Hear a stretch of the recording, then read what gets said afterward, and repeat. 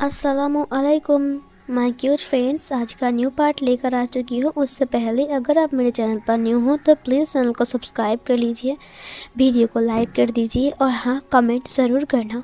Comment के through मुझे पता लगना चाहिए कि ये फ़ैन फिक्शन की स्टोरी की पार्ट कैसी लगी आप सबको। फिर गाइस, उस पार्ट में मैंने देखा था कि लान कुरैन के पास विंग कुछ डिज़ाइन लेकर गया था, जिसे देखकर लान कुरैन हैरान हो गया था।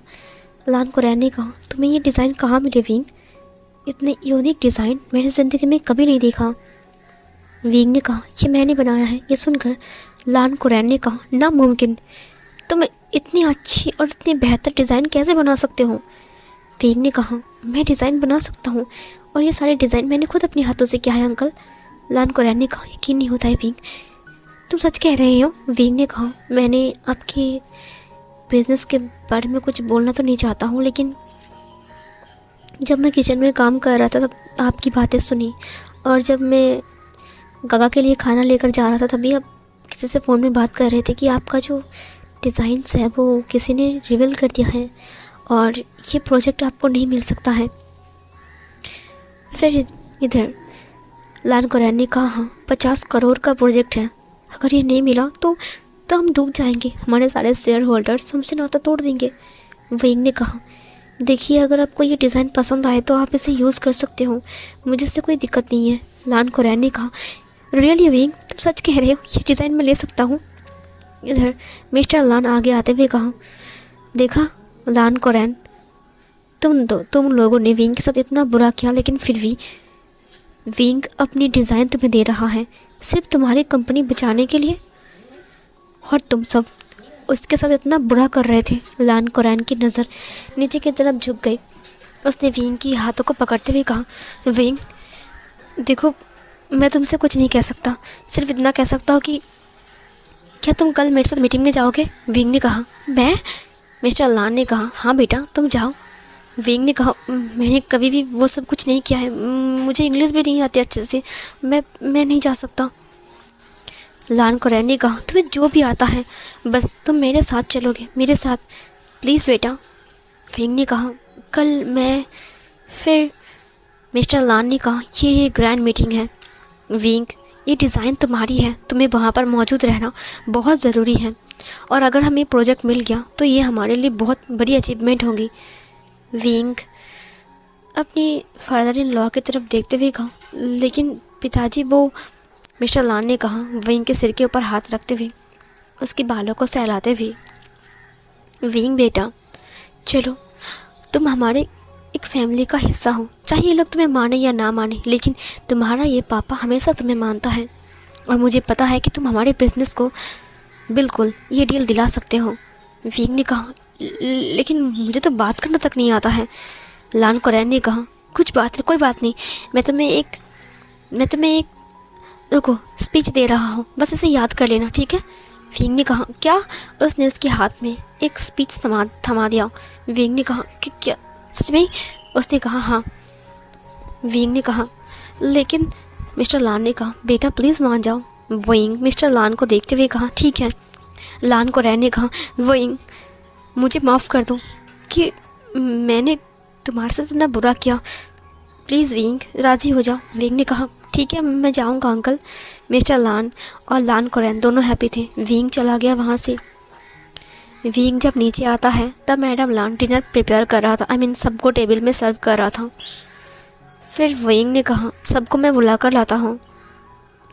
मैडम लान ने कहा, चिंता मत करो, कुरैन अंकल अभी आ जाएंगे, और तुम्हारा फादर ने डिनर कर लिया है, वो ऊपर चले गए हैं, और वांग जी नहीं हैं, और मैं यहाँ पर डिनर करने बैठ रहा हूँ। विंग ने कहा, वांग जी नहीं है?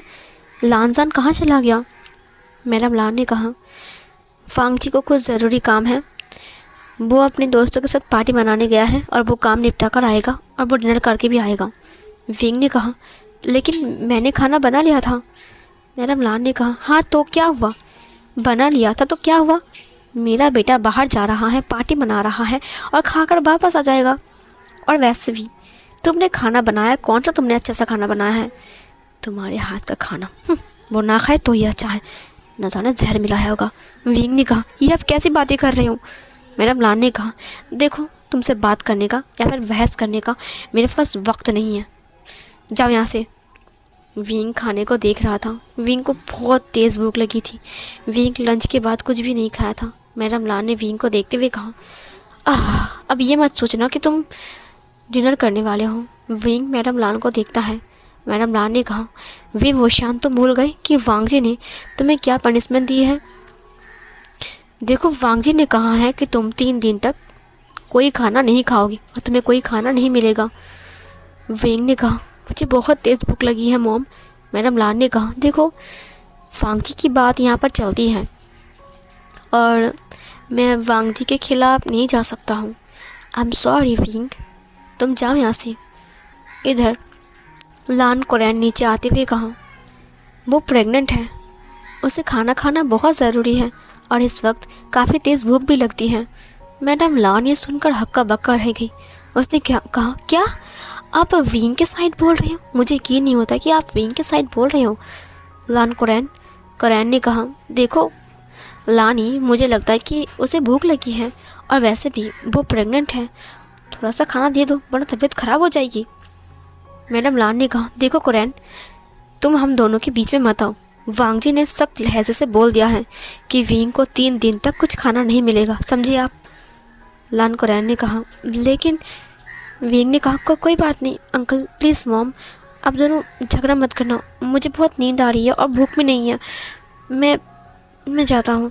ये बोलकर वो ऊपर चला गया। लान कोरैन ने कहा, विंग, देखो लानी, तुमने विंग को खाना नहीं दिया।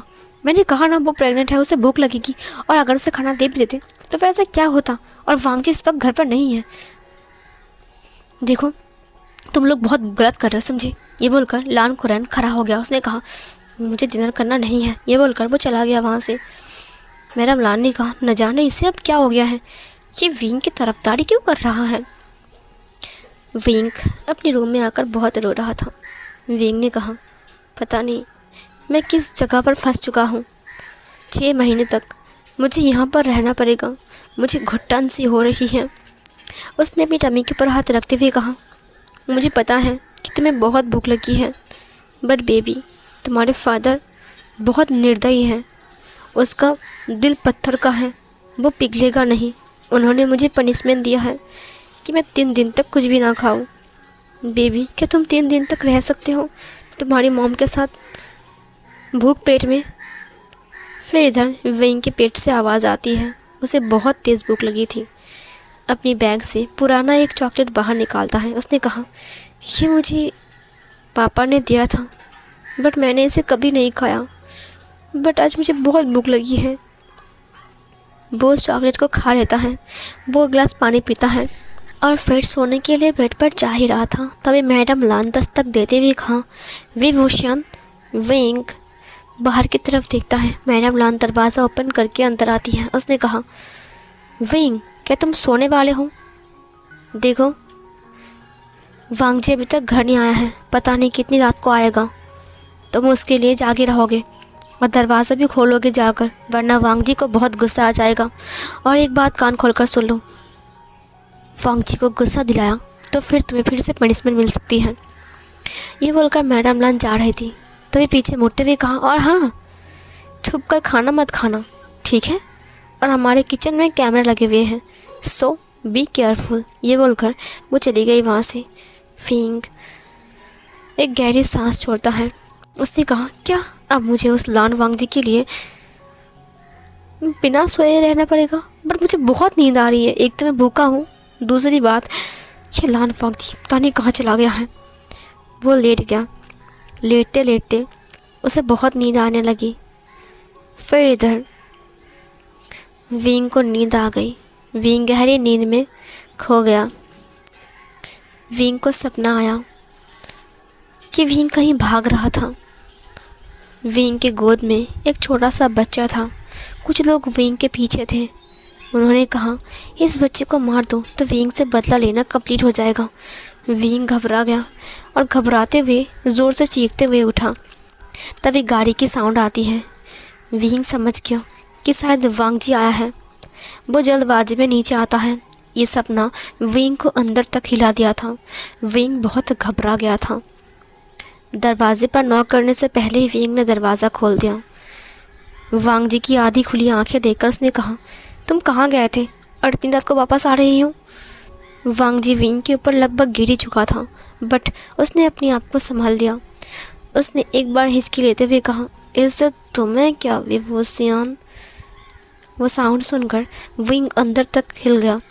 उसके मुंह से खतरनाक वाला वाइन की स्मेल आ रही थी। वांग जी पूरी तरीके से नशे में डूबा हुआ था। उसके कदम भी लड़खड़ा रहे थे। वह लड़खड़ाते हुए अंदर आने लगा।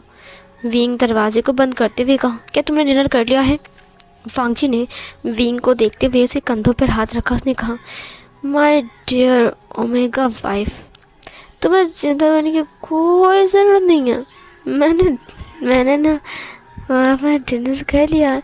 मेरे दोस्तों ने बहुत रिक्वेस्ट किया, पता है, डिनर करने के लिए। मैंने कहा ना, मेरे विंग ने मेरे लिए खाना बना कर रखा, लेकिन वो लोग माने ही नहीं। विंग ने कहा, तुमने ड्रिंक किया है?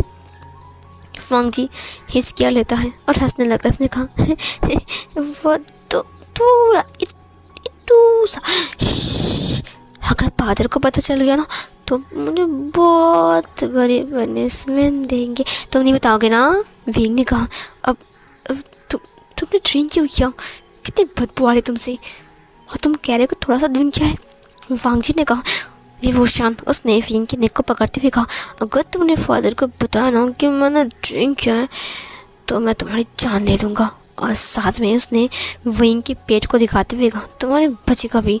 विंग ने कहा, चुप रहो, अंदर चलो। ये बोलकर वो वांग जी को लेकर जाने लगता है। वांग जी जाकर बेड पर बैठ जाता है। उसने अपनी होठों को पाउट बनाते हुए कहा, अब मेरे करीब आओ। विंग ने कहा, देखो तुम नशे की हालत में हो, चुपचाप सो जाओ, समझी? वांग जी विंग के हाथ को पकड़ते हुए कहा, क्या मतलब है सो जाओ? मैं तुम्हारा हस्बैंड हूँ, मैं जो बोलूँगा वही होगा। चलो यहाँ पर सो जाओ, मुझे तुम्हारे साथ वो सब करनी है। विंग ने कहा, देखो वांग जी, मैं भूखा हूँ, ऊपर से मैं थक चुका हूँ, सो प्लीज़ ये सब करना बंद करो, और मुझे अच्छा नहीं लग रहा है। वांग जी ने विंग को धक्का दिया। वो बेड के ऊपर गिर गया। वांग जी ने कहा, तुम बोलोगे और मैं तुम्हारी बात मान लूँगा? हरगिज़ नहीं विभूषण, मैं तुम्हारा हस्बैंड हूँ, तुम नहीं। ये बोलकर वो विंग के ऊपर आ गया। विंग ने कहा, छोड़ो मुझे, तुम क्या कर रहे हो, छोड़ दो। वांग जी ने कहा, नहीं, मुझे वो करना अभी इससे वक्त करना है। विंग ने कहा, तुम्हारे पास से बदबू आ रही है वाइन की, मुझे पसंद नहीं है, प्लीज़ हटो यहाँ से। वांग जी ने कहा, क्या पसंद नहीं है? दारू पसंद नहीं है तुम्हें? वाइन पसंद नहीं है? ठीक है, एक दिन मैं तुम्हें अपने दोस्तों के पास लेकर जाऊंगा और तुम्हें भी करवाऊंगा ड्रिंक। विंग ने उसे धक्का दिया। उसने कहा, दूर रहो मुझसे और मेरे करीब मत आओ, प्लीज़। वांग जी उसकी फेस को पकड़ते हुए कहा, ज़्यादा उड़ मत समझे, जो बोलूँगा वो कर, वरना तुझे पता है ना कि मैं कौन हूँ। दरिंदा बनने के लिए एक वक्त भी नहीं लगेगा। विंग घबरा गया। वांग जी ने विंग की शर्ट को फाड़ दिया। विंग ने कहा, ये तुम क्या कर रहे हो? वांग जी ने विंग को धक्का दिया और उसकी नेक को दबाते हुए कहा, अभी तेरा गला घोट के मार डालूंगा ना तो किसी को पता भी नहीं चलेगा कि तेरे साथ क्या हुआ है। विंग खांसते हुए कहा, छोड़ो मुझे। वांग जी उसके हाथ को पकड़ते हुए कहा, रुक जा, तेरा हिलना बंद करता हूँ।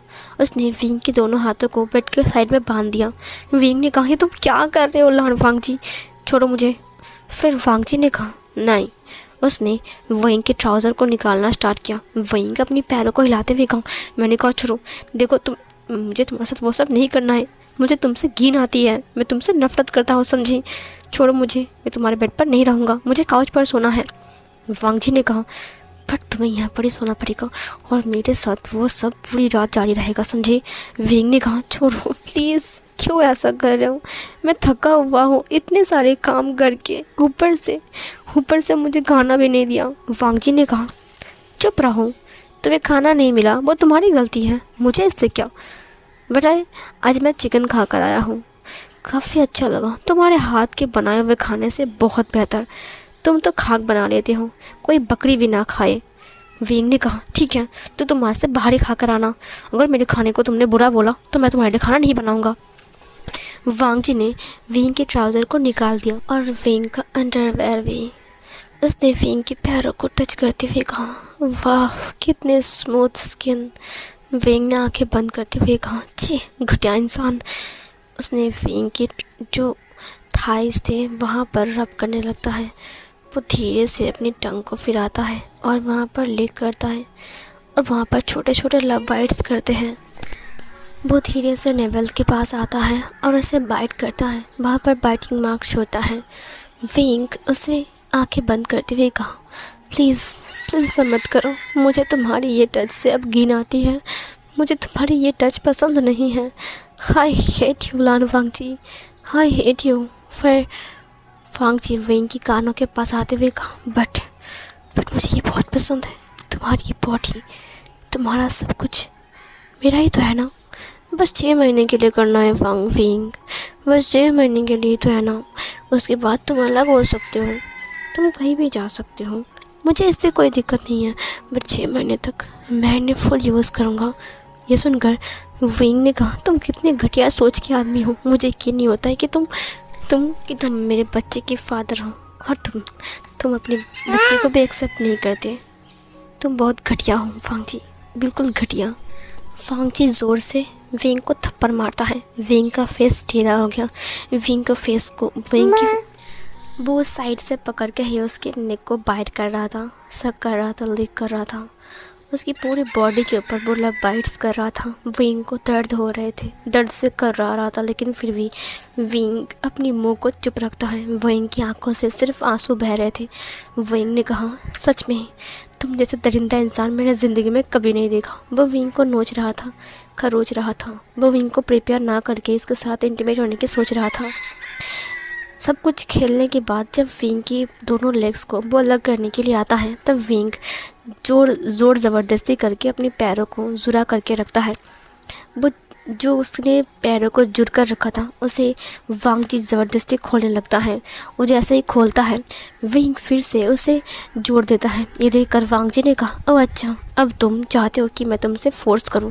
विंग ने कहा, तुम्हारे साथ अब एक वक्त भी मैं मेरे पर नहीं रहूँगा, क्योंकि मैं तुमसे नफ़रत करता हूँ। मुझे तुमसे घिन आती है, नफ़रत हो गई है तुमसे, समझे। आई हेट यू लान वांगजी। लान वांगजी ने कहा, but I love your body. ये बोलकर उसने उसके पैर को पकड़ लिया और दोनों साइड से बेड से बांध दिया।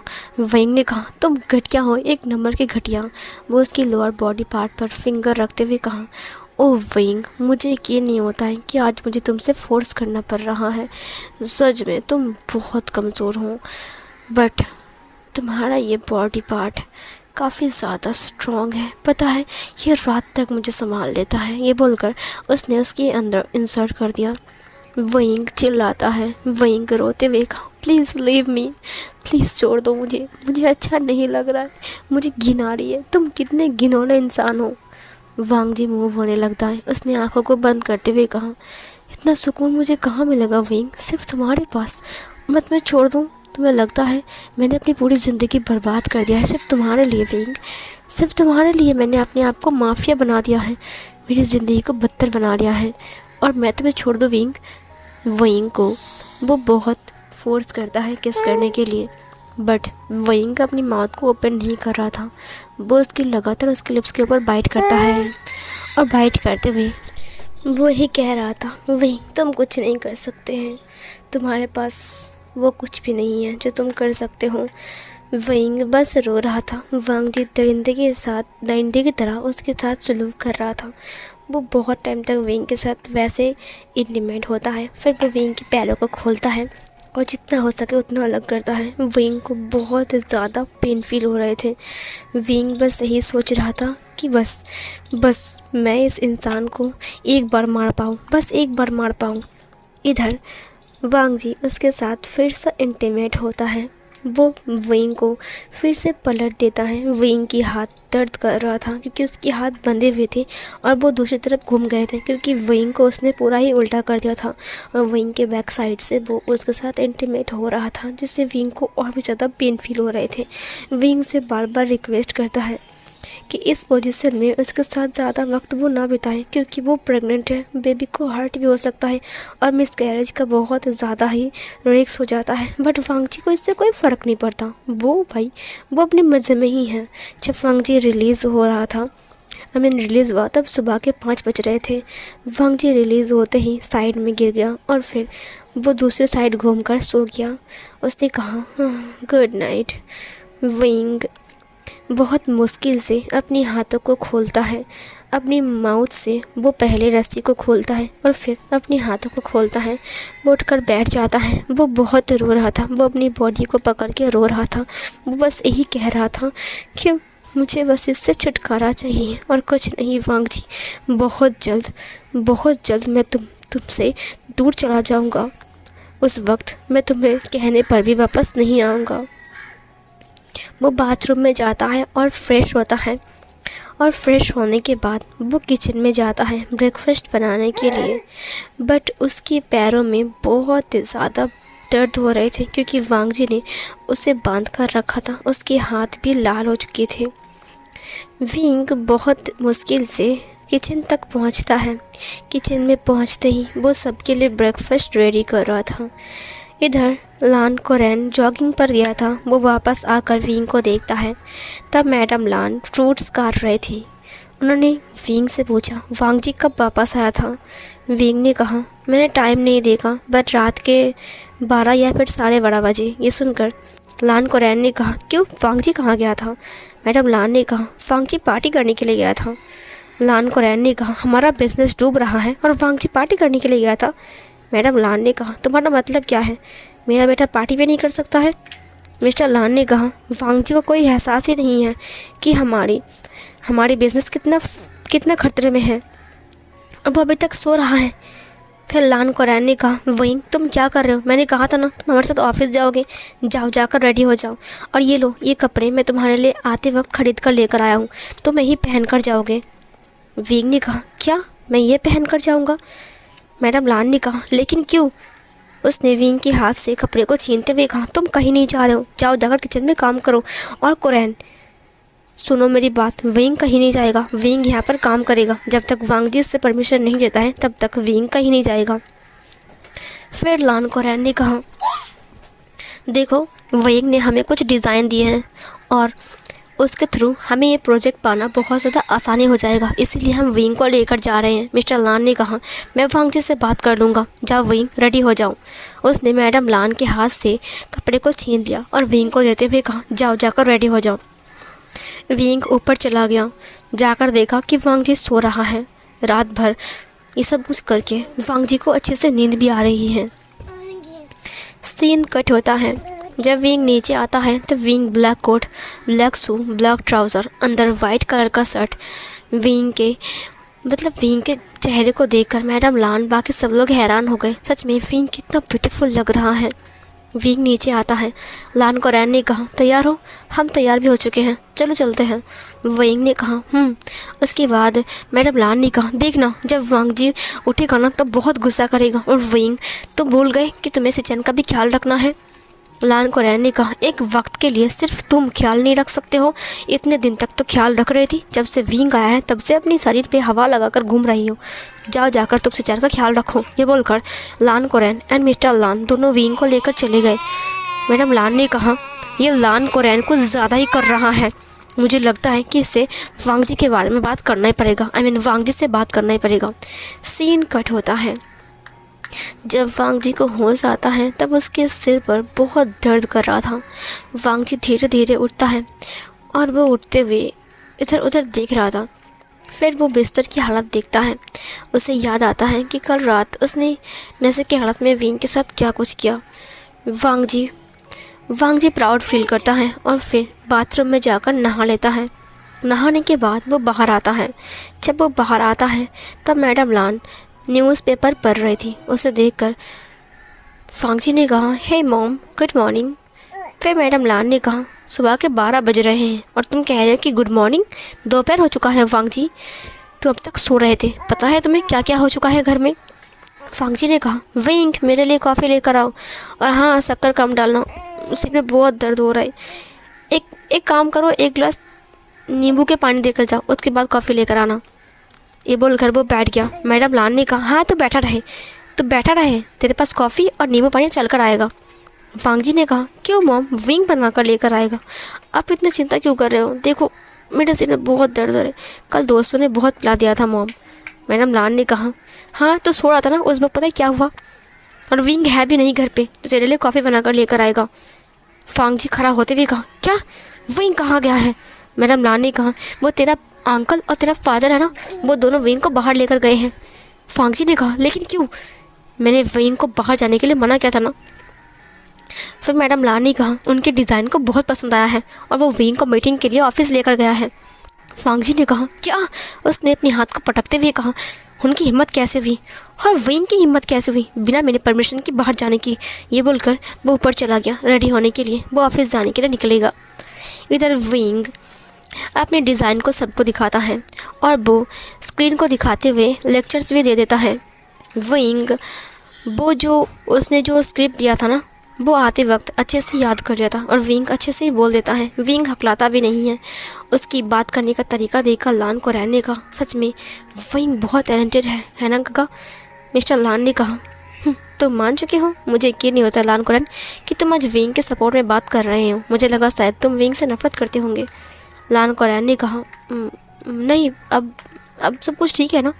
फिर मिस्टर लान ने कहा, जब उसकी ज़िंदगी जहन्नम बन रही थी तब तुमने कुछ नहीं कहा, लेकिन अब सब कुछ ठीक है। लान कोरैन कुछ नहीं कहता है, उसे गिल्टी फील हो रहा था। विंग सबका दिल जीत लेता है। सब लोग विंग के लिए क्लैप करते हैं। विंग सबसे पूछता है कि आपको मेरी ये न्यू डिज़ाइन कैसा लगा है? इधर वैन रोहान घबराते हुए कहा, ये न्यू डिज़ाइन उन्होंने रातों रात कैसे बना लिया? मुझे यकीन नहीं होता है। जो डिज़ाइंस रिवील हो चुके थे तो फिर जिन गुआंग शियाओ बहुत गुस्से में वैन रोहान को देख रहा था। वैन रोहान और वैन चाओ दोनों ही नज़र को झुकाते हुए बैठे हुए थे।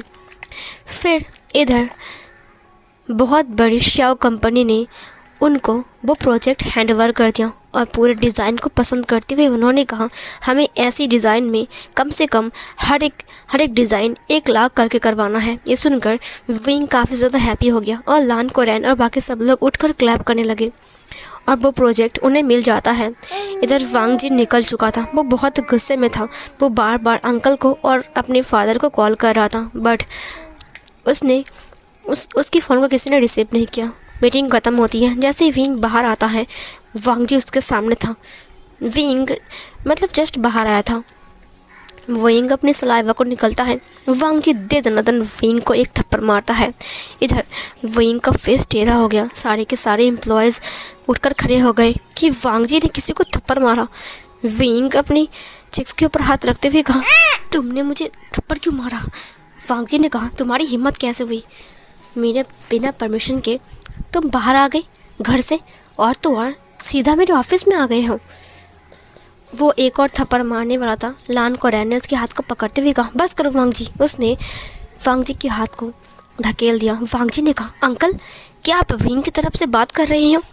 लान कोरैन ने कहा, नहीं, मैं एक अच्छी बात कर रहा हूँ। वांग जी तुम विंग को डांटो मत। वांग जी ने कहा, मैंने बिना परमिशन के। मिस्टर लान ने कहा, बस करो, अब चुप रहो वांग जी। तुम्हारे परमिशन के आज अगर विंग नहीं होता तो पता ही क्या हो जाता।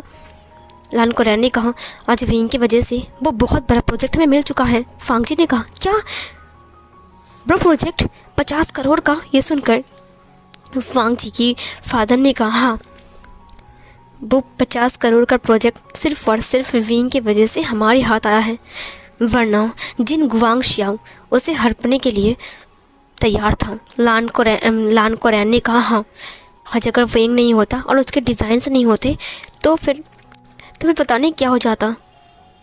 फिर लान वांग जी ने कहा, रियली विंग, मुझे यकीन नहीं होता है कि तुम इतने अच्छे डिज़ाइन भी कर सकते हो। जब वांग जी ने डिज़ाइन को देखा तब वो चौंक गया।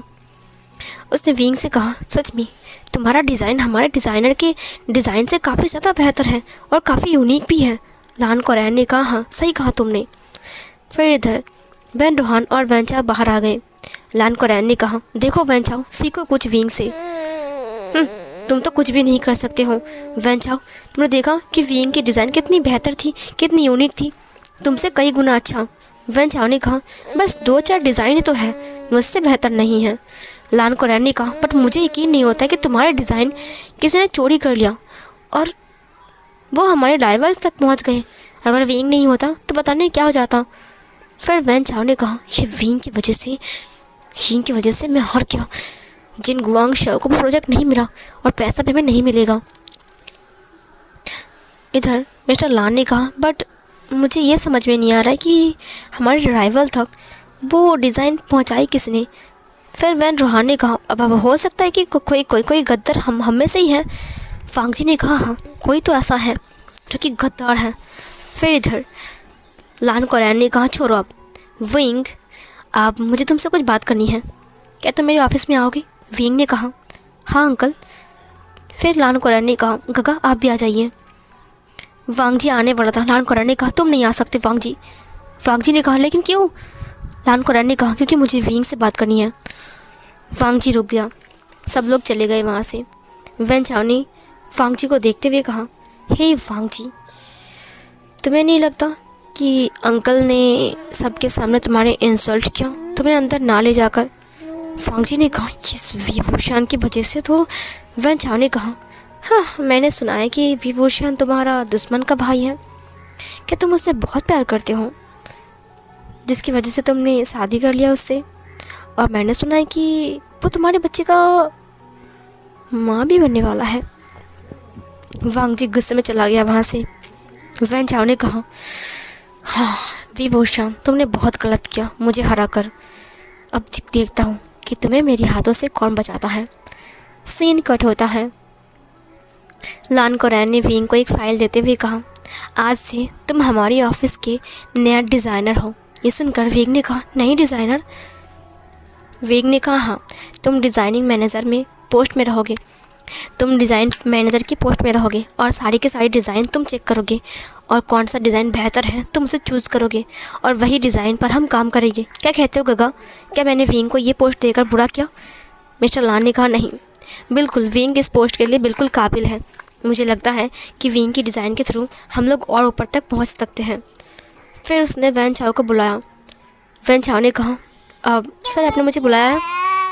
फिर लान कोरैन ने कहा, हाँ वैन चाओ मेरी बात सुनो, आज के बाद से विंग हमारे कंपनी की डिज़ाइन डायरेक्टर, वो बनेगा मैनेजर डिज़ाइन की, वो उस पोस्ट पर रहेगा। और तुम्हारे जो बाकी सब है जो भी डिज़ाइन बनाएंगे वो विंग को दिखाएंगे। अगर विंग ने उसे चूज़ किया तो ही हम उस पर काम करेंगे। वैन चाओ ने कहा, क्या अब मैं डिज़ाइन बनाकर इस बच्चे को दिखाऊं और कहूँ कि देखो मेरी डिज़ाइन अच्छी बनी है कि नहीं? हरगिज़ नहीं। और वैसे भी इसने 2-4 डिज़ाइन के बना लिए, आप तो इसे सीधा ऊपर पहुंचा रहे हो। मुझे नहीं लगता कि ये विभूषण मुझसे बेहतर डिज़ाइन बना सकता है। लान कोरैन ने टेबल पर हाथ को पटकते हुए कहा, चुप रहो। अगर तुम्हें इतनी प्रॉब्लम हो रही है ना तो तुम नौकरी छोड़ सकते हो, मुझे इससे कोई दिक्कत नहीं होगा। और हाँ मेरी बात कान खोलकर सुन लो, जो फैसला मैंने लिया है ना वो बिल्कुल सही है। आज से विंग जो डिज़ाइन बनाएंगे हम उसी पर ही काम करेंगे और विंग को तुम सारे के सारे डिज़ाइन और सारे के सारे फाइल्स दिखाओगे। अगर विंग ने वहाँ पर स्टैम्प लगाया तो ही वो ड्रेस बनेगी, वरना नहीं। उस डिज़ाइन को हम डस्टबिन में फेंक देंगे जो विंग पसंद नहीं करेगा, समझे? ये सुनकर वैन चाओ काफ़ी ज़्यादा गुस्सा हो गया। वो गुस्से में विंग को देखते हुए कहा, तुम्हें तो मैं देख लूँगा। ये बोलकर वो चला गया वहाँ से। विंग ने कहा, अब आपको मुझे इतनी बड़ी पोस्ट नहीं देनी चाहिए थी, मैं बस ऐसा ही डिज़ाइन बनाकर दे देता। बट वो लान कोरैन ने कहा, नहीं विंग, तुम इसके हकदार हो। मुझे लगता है कि तुम बखूबी से अपनी काम करोगे और अपनी अंकल की बातों को मानोगे, है ना विंग? मुझे पता है कि जो कुछ भी हुआ है इसका ज़िम्मेदार मैं भी हूँ, सिर्फ अकेला वांग जी नहीं, मैं भी हूँ विंग। विंग ने कहा, अंकल प्लीज़ ऐसा मत बोलिए।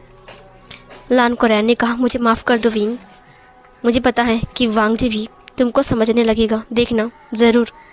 विंग ने अपने माइंड में कहा, वांग जी मुझे समझे या फिर ना समझे, मुझे इससे कोई फ़र्क नहीं पड़ता।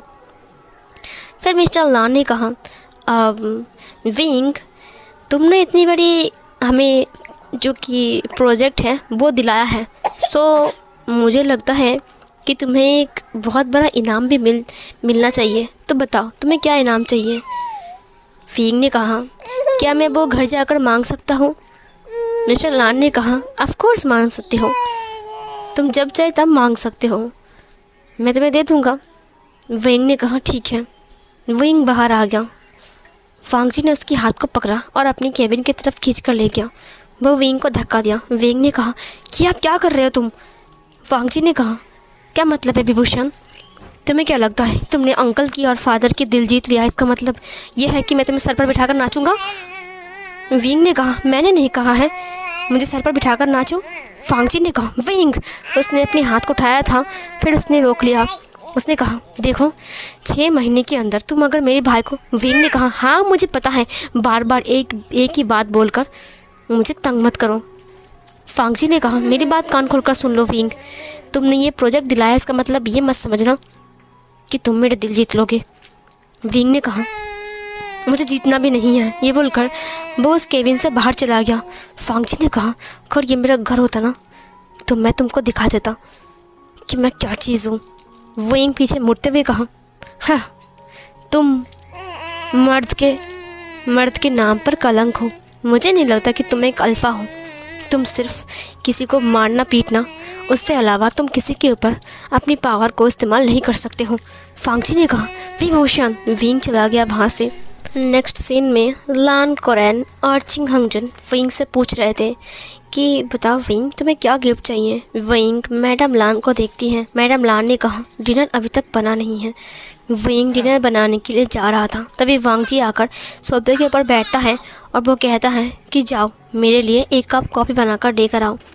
मिस्टर लान ने कहा, वेंग पहले बताओ कि तुम्हें क्या चाहिए। वेंग पीछे मुड़ते हुए कहा, पहले बताइए, जो मांगूंगा क्या आप मुझे दोगे? फिर वांगजी ने कहा, सिर्फ इस घर से रिहाई के अलावा तुम कुछ भी मांग सकते हो, समझे? तुम्हें वो नहीं मिलेंगे। वेंग ने कहा, मुझे पता है कि मैं मांगूंगा तो भी मुझे तुम नहीं दोगे, बट फादर मुझे आपसे कुछ मांगनी है। मिस्टर लान ने कहा, मांगो, क्या मांगनी है? वेंग ने कहा, मैं गागा की देखभाल कर रहा हूँ। मैं चाहता हूँ कि मैं कभी बाहर घूमने नहीं जाता हूँ, और मुझे लगता है कि गागा घर में बैठकर बोर भी होते होंगे क्योंकि हम कभी उसे घर से बाहर ही नहीं निकलते। तो क्या मैं कल गागा को लेकर पार्क में घूमने जा सकता हूँ प्लीज़? उसने हाथों को रिक्वेस्ट किया। वांगजी ने कहा, नहीं फादर इसके लिए कभी नहीं मानेंगे, तुम इतना बड़ा रिस्क नहीं ले सकते हो, गागा अभी तक ठीक नहीं है। वेंग लान कोरेन और मिस्टर लान को ही देख रहा था। सो फिर गाइस ये वाला पार्ट यहीं पर एंड होती है, और नेक्स्ट पार्ट में क्या हुआ मम्मा? सो फिर गाइस बाय बाय।